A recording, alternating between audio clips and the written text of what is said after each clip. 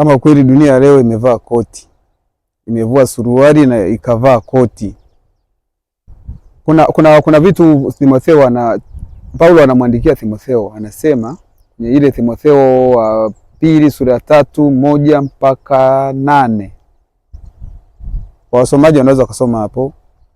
Timotheo anasema nyakati za mwisho zitakuwa ni nyakati za hatari. Watu watakuwa wenye kujipenda wenyewe, wasingiziaji, wasiopenda wa kwao, wanaopenda anasa, wasiompenda Mungu, wasaliti, wakaidi. Haya maneno yana maana yake. Unaweza ukayasoma usijue maana yake ni nini. Sasa acha nikwambie kwa nini na kuleta kwenye hii mistari hiyo. Baada ya kipindi kirefu sana mimi kukaa gerezani, takriban miaka 16 na miezi 4. Unaweza ukaangalia hapo, uchukulie mtoto aliyezaliwa leo ama aliyezaliwa miaka hiyo, mwenye umri huo, alafu uanze kupiga hesabu kwa mtu ambaye amekaa mafichoni, yani amekaa huko gerezani kwa miaka hiyo, uone ni namna gani nilipoteza muda mrefu sana. Baada ya kipindi hicho, Mungu alitengeneza nafasi yake kwa kumgusa mtawala aliyokuwepo, basi akawa ametupa nafasi na sisi kuwa huru. Nilikuwa ni mtu anayepita, napita naenda zangu kwetu nilikotokea, nikapata matatizo kwenda gerezani. Kufika Mwanza, nilipokelewa na ndugu zangu waliokuwa Mwanza, wakanizuia safari. Nasema kwa sababu umefika, basi wewe utaendelea kuwepo hapa, angalau akili yako ichangamke. Na mimi pia nikakubaliana nao. Baada ya wiki moja, mimi nilianza shughuli zangu, nikaanza na mimi kuhangaika ili niweze kupata mkate. Kuna msemo wanasema walionipokea ndio walioniumiza. Kuna swali moja niliulizwa siku moja baada ya mahangaiko ya muda mrefu sana. Kaulizwa na mtu mmoja akasema, wewe ulitukuta, ukifanikiwa sisi nyuso zetu tutaficha wapi? Kumbe kwenye dunia hii hakuna mtu anapenda mwenzake afanikiwe. Hata ulionao karibu wanataka tu ulie kila siku, uombe kila siku, na ukiomba wanakucheka, ukilia wanakucheka, ukipata wanakupiga. Baadaye niliendelea na shughuli zangu, hatimaye nikapata kasehemu nikaanza kulima. Sasa haya ndio yalikuwa maneno. Wengi waliona kama mimi nimetoka na akili za ajabu gerezani. Wanasema huyu ameugua sonona, ana mawazo, sasa amechanganyikiwa ndio maana analima. Lakini tulipoanza mavuno, shida zikaanza hapo. Kuna vitu ambavyo watu huwa hawaviamini, lakini ni vitu vipo. Sikia mtu anasema nguvu za giza zipo. Yeye mtu anasema uchawi upo. Kati ya vitu ambavyo nilikuwa siamini na sikuwahi kuviamini kwamba vipo ni hivyo sasa. Itokea wakati mmoja, nyumba yetu ni zile wanaita nyumba za viberiti, yani surusuti. Sasa usiku ikifika jioni, kuna vitu vinapiga mlango, vinapiga. Ukitoka nje havipo, vikahama huko vikaanza kupiga nyumba yote sasa. Kutoka nje ukizunguka huku havipigi, vinapiga huku. Ukienda kwenye huku vinapiga huku. Yaani paka kuna kucha, ikifika saa 11 vinakata. Ilikuwa saa 11 ikaenda ikawa saa 12. Kwa hiyo ule muda ambao ungelilala haupo, vinapiga mpaka ndani. Yaani huwezi kulala hata kidogo. Ilipotoka hilo yakaja sasa mengine. Zikaja mipango, yani kila wakati watu wanapanga. Wanatengeneza mpaka vikaburi, wanakuambia tumetengeneza kaburi lako, unaambia hili ndio litakuwa kaburi lako. Ukifa sisi hatuji kwenye msiba wako.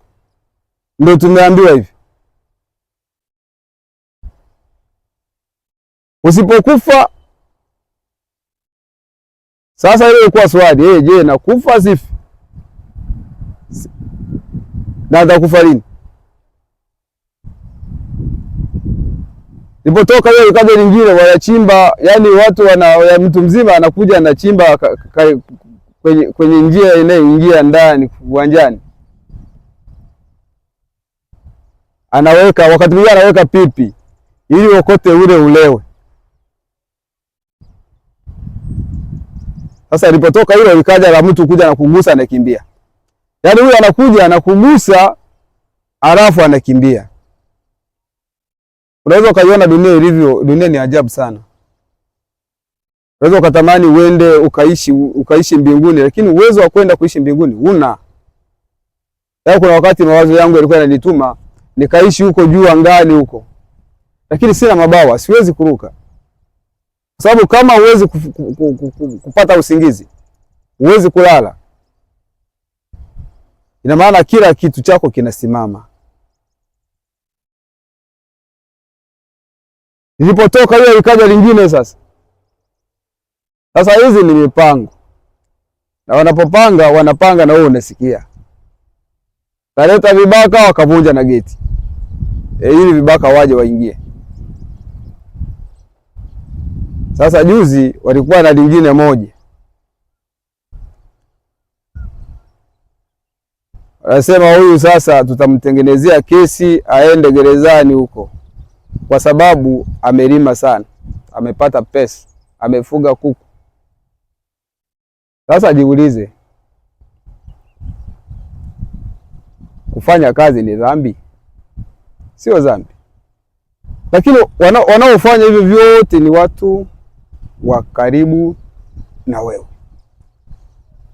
wale walionipokea ndio walibadilika kuwa sehemu ya kuniumiza.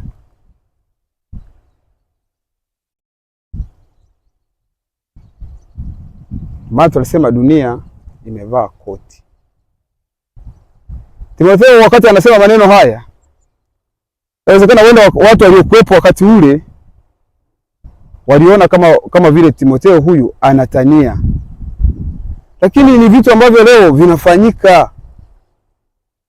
Leo vipo.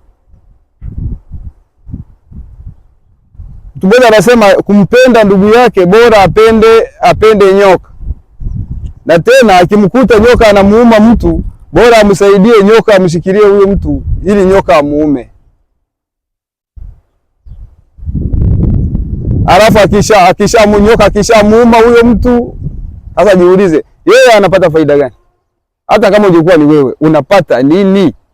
Sasa hao ndio binadamu. Maana mwanzoni wakati tunasema tunafundisha wakati fulani kuhusu mwanadamu, mtu na mwanadamu. Nilieleza vitu vingi juu ya mtu na mwanadamu. Mungu alipoumba dunia, alimuumba kwanza mtu. Mtu alipobadilika akawa mwanadamu. Sasa mawazo ya mwanadamu ndio hayo. Ukiitwa mwanadamu ujue kwanza moja, una mipango. Au fikirii maisha ya kesho. Hauna hofu moyoni mwako. Yaani wewe hauna utofauti na jiwe. Huyo ndio mwanadamu, na hauna huruma wala hujutii chochote. Maana mtu ana utu ndani yake, ana hofu ndani yake. Kila anachokifanya lazima roho yake imsute. Na kama wewe kuna kitu unakifanya roho yako haikusuti, basi hiyo roho yako imekufa.